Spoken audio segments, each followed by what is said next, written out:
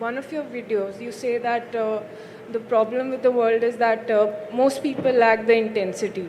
Or? Most people lack the necessary intensity.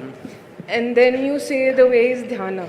So intensity is more associated to fierceness in personality, and dhyana is more associated to calmness. So they are somehow counterintuitive. Can you elaborate a little? People think peace means rest in peace. Because their idea of peace is death. Peace can be very intense. Peace can be tremendously intense because peace means the reverberations of life have become subtle and intense. Action means reverberations of life are not so subtle, it is at a certain level. Peace may happen if somebody is dead, but to be alive and peaceful means you need to be highly intense state of energy, otherwise you can't be peaceful. The reason why most people who don't have any problems as such, after all, they're trying to earn a living, reproduce and bring up their children and die one day, just for that they're freaking, simply because of a lack of intensity.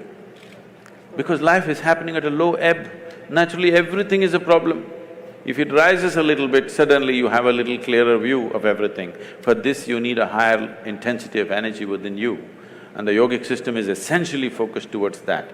Dhyana does not mean no. Okay, let's take the next question, right here in the front row, yeah. What I get from Isha's philosophy, if I may say there is that you need to see internally, in your interiority. You need to fix it internally before fixing your external situations. But is it also not right? Is it also not very important to do the right thing externally? Just to make myself more clear, if I be more precise. I'm clear, I get the question. Why do I look so dumb?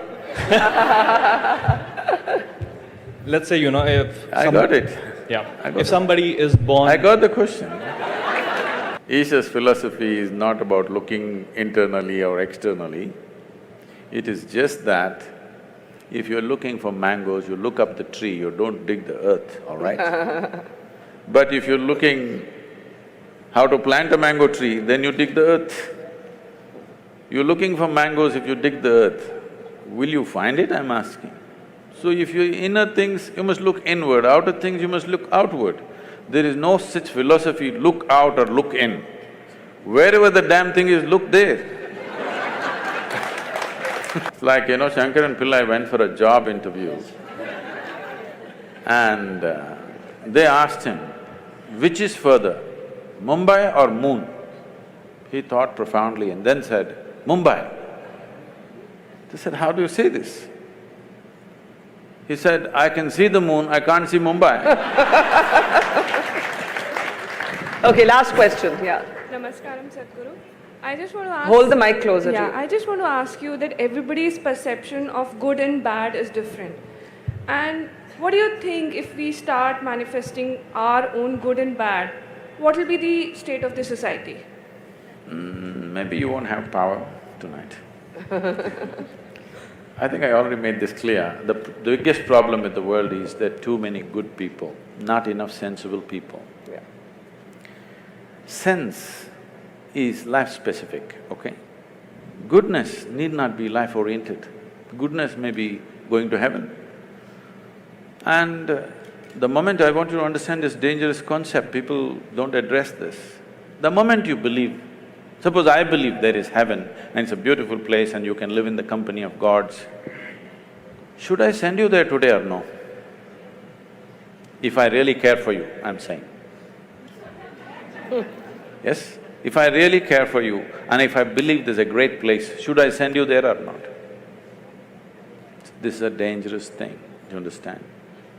If you stretch it to its logical end, it's a really dangerous thing. The moment I believe there is a fantastic place up there, I really love you and I want you to go there, Yes. Okay, let me just end by asking you something that we haven't spoken about, and then I'll hand it over to Chiki.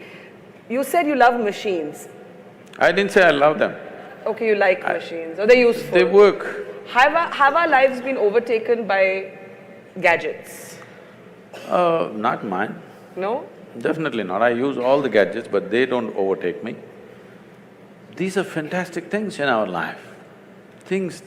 see, in every way, compared to how a human being was, let's say 100 years ago, you're almost superhuman.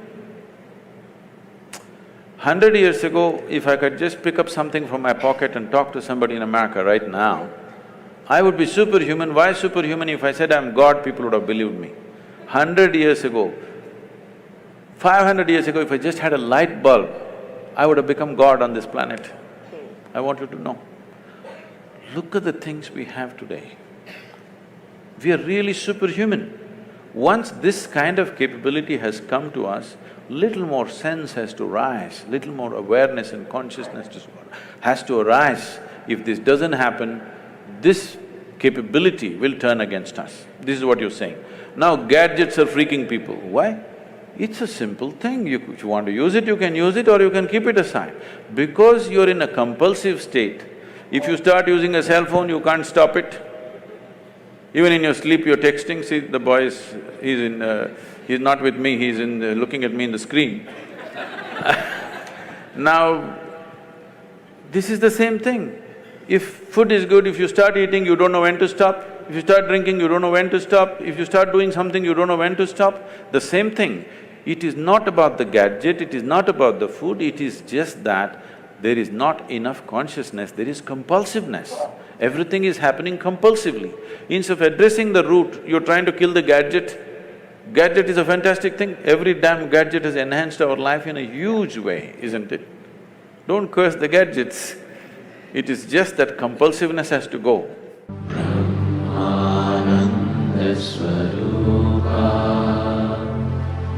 Isha Jagadisha